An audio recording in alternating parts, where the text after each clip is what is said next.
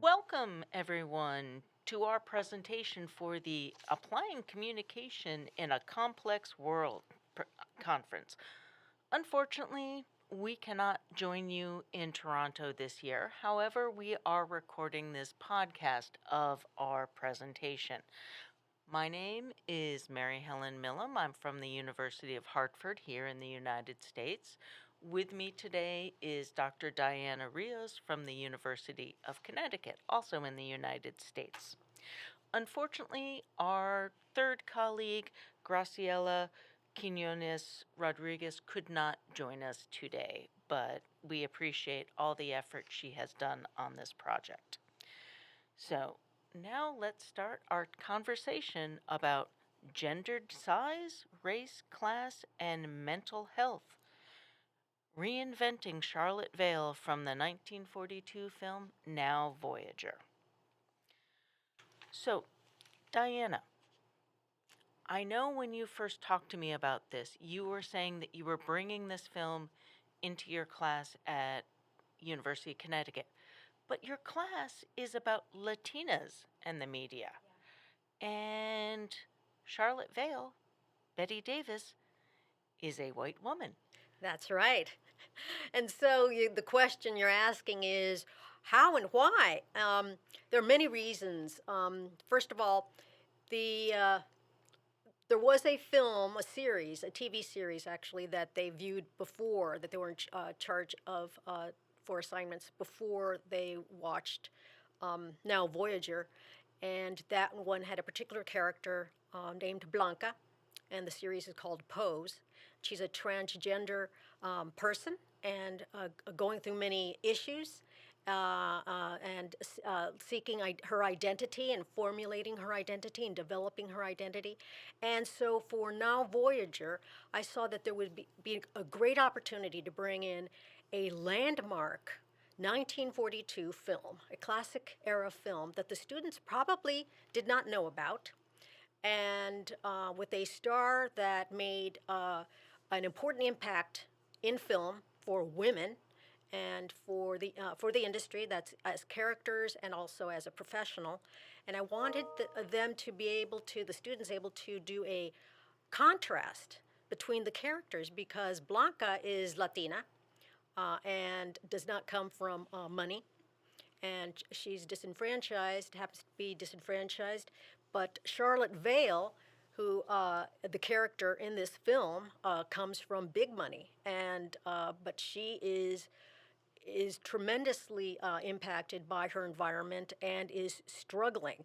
And so, I don't want to say poor little rich girl, but I wanted the students to address the issues that were brought forth in Now Voyager, which were extremely new. They were novel for that era.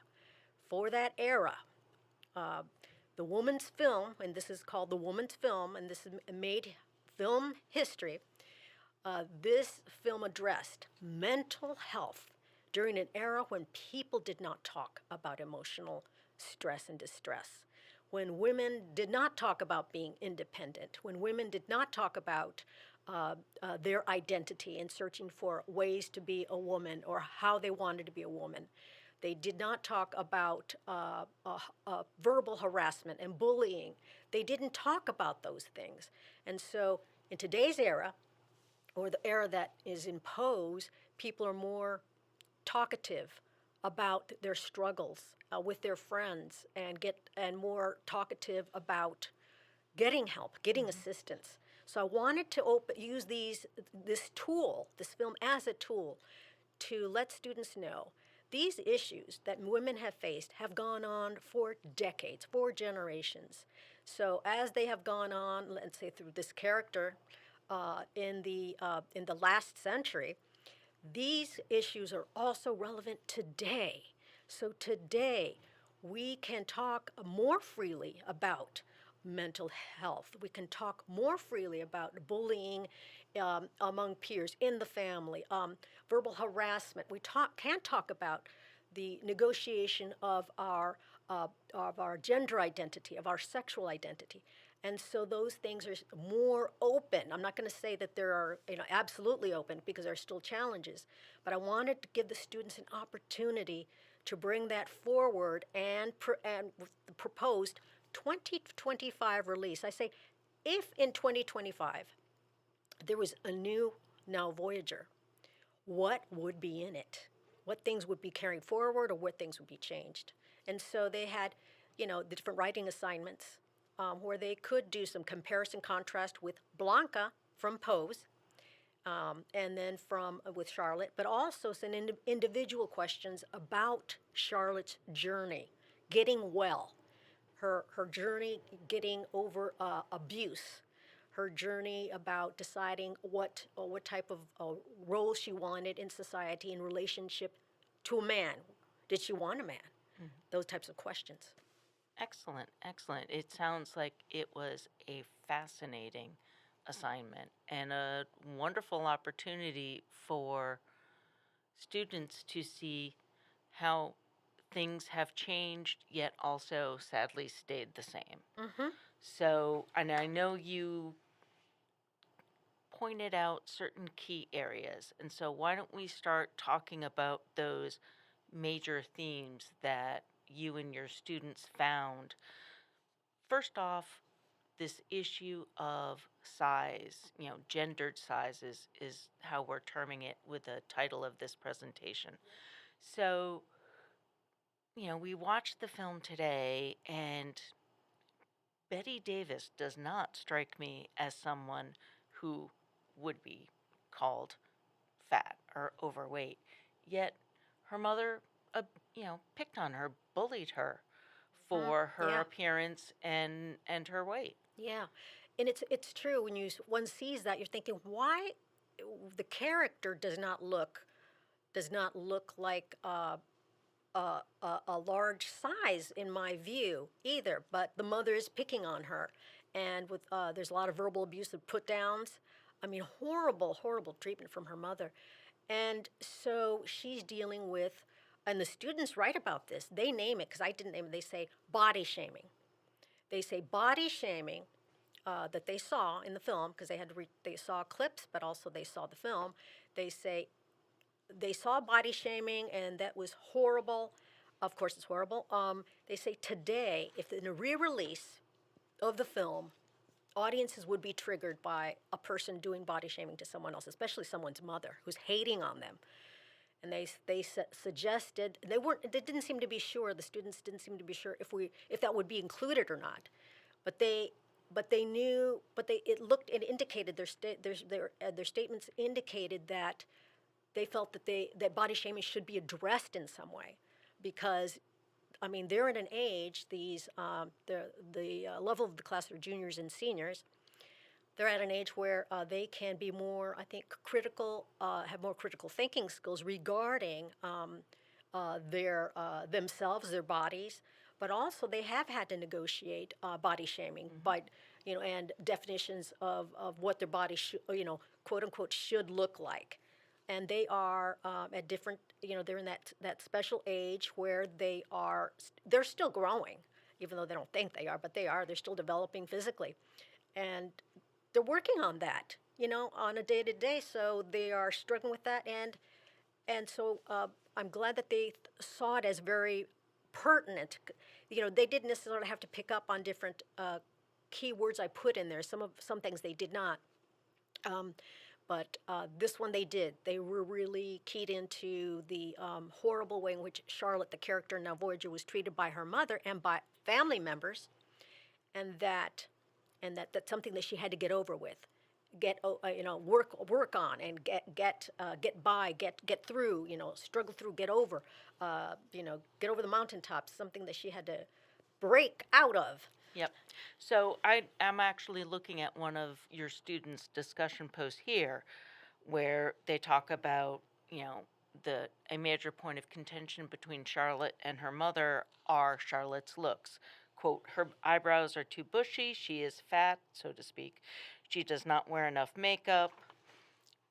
And the student rightly points out these are things that women to this day are still being criticized for. Um, So, and then also you mentioned other family members, and the student writes about the cousin teasing her Yeah. about Charlotte's supposed attraction to her doctor who's taking care of her mental health. Mm-hmm. Mm-hmm. So, yes, it's definitely one of those where we're still dealing with these. And then one of your other, did you see other i- places where students had good insights into this body shaming? They well, they connected. I was glad to see that they were connecting body shaming or the expectations regarding what a body should look like to gender roles and and and gender stereotypes. And that is this particular student had said that there are. Well, I'll read part of it, and it says. Especially today's generation of gender differences, there are a lot of gender stereotypes in the movie, such as how Charlotte is only seen as a woman because she changes her appearance to be more feminine.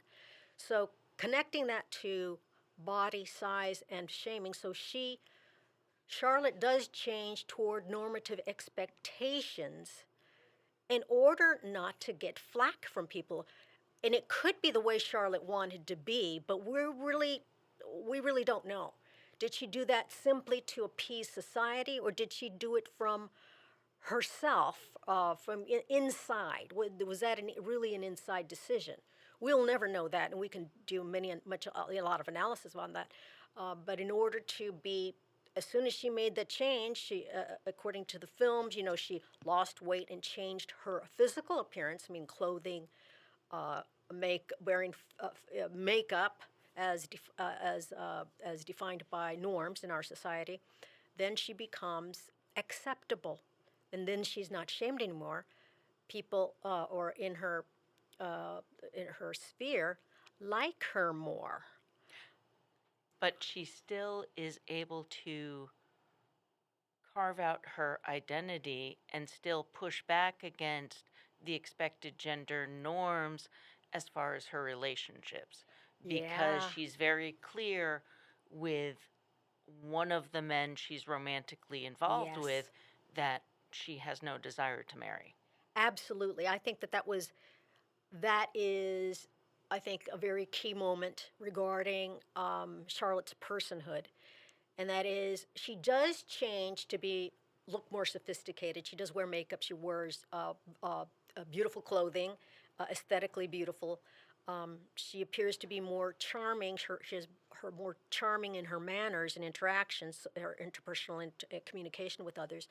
But she was set up to marry um, someone a peer, a very wealthy peer, a gentleman, and she didn't love him, but the families put them together, and she was going along with it, and then she breaks it off. She breaks it off and says, and her mother asked her later because her mother was very highly upset. She didn't care if her daughter loved or didn't love anybody. So Charlotte pushed back against norms by saying she did not want to marry that man. And then later on, The friends with benefits that we were discussing earlier. that is, and then I think the students were too polite to talk about that, to say that. The students, we have very polite students now. It's like, I know they're very cautious about what, they know that they have to be cautious about what they write. They do, in the film, we have her love, Jerry. She falls in love with a married man, and towards the end of the film, it's really clear she's made a decision, and they're taking the famous cigarette smoke together on it, and she tells him she doesn't think she'll ever get married. She's not interested in it, but she wants him to come and visit often. And so now at that time, there's different ways you can interpret that, of course, right? So from the view of the 1940s, you're thinking, well, he'll go maybe once a year to check on his daughter who's living in Charlotte's house, um, and because Charlotte needs somebody to look after and to love, and but today's era, I'm thinking, you know what? She just cemented a deal with friends with benefits. She just wants a booty call every once That's in a right. while. That's what she wants. I'm like, and she's gonna smoke on it. Yep. And, another thing is that Charlotte is able to be this independent because she has social privilege, Yes, right? And so absolutely. that can bring us into our next part of this whole presentation, which deals with how race and class, right, privilege can affect, can impact maybe how much you are able to express your authentic self, how much help you can get, whether it's from family, friends, what sort of support network is afforded you based on where you are in our society, be it today or back then. hmm I'm glad you brought that up. The students wrote about that as well, and that is that Charlotte comes from legacy wealth, uh, and uh, and she has resources. So when she has a hard time emotionally, she gets to go to and a student wrote this as a resort for to treat her breakdown. It's a beautiful, looks like a park. Doesn't look like a mental health institution in any kind. It's called Cascades, and she has resources, and nobody needs to know. Like in her among acquaintances, no one needs to know she had a mental breakdown. She just they probably assume that she's on vacation because she can. She has resources to go on vacation anywhere she wants. So she's able to have a psychiatrist, have support, have be at a resort location to get support and encouragement and to learn techniques for wellness and to get better about voicing what she wants for herself. But that takes resources. And in contrast, there's the character Blanca from Pose. There are no resources. Blanca and her friends, her associates, and her adopted children from ballroom culture, they don't have that type of resources. They must rely on each other. They must rely on friendships, and talk it out with each other and find out ways in which to cope. And so they have to be super creative about getting the type of support that they need. And it could be very practical support, making rent, or someone lending an ear, or finding out, or getting someone some kind of medical care. But they have to be super creative, Blanca and her peers, to live and to try to flourish because their lives are going against norms. Um, and there's a lot of let's say normative people that are hurting them, are pushing against them. Their own immediate biological families are kick them out, so they can't rely on their biological families, and they are just trying their best to find their way and in their way be healthy in their way. And it's not it's extremely difficult. So you see very different circumstances. Somebody in the pose, of course, is contemporary, and deals with a community group which is very unique. And then you have this upper class elite white woman from the 1940s. But we can, I think, consider race and class. So the people depicted in Pose, Blanca and many of her peers, they're people of color. And of course, there are people of color that have wicked wealth, tons of it. But in this situation, we have been able to look at the construction of what it means to be feminine. What does it mean to be a woman? And so that contrast together with then what type of mental health resources do you need in your journey to your gender identity journey. Exactly. And even today, someone with Charlotte's resources, who is, if not upper class, upper middle class, and can afford to basically throw money at the problem. Yeah. Whereas a woman of color who was struggling would struggle to find someone who would even listen to her and take her issues seriously. Yes, absolutely. And sorry.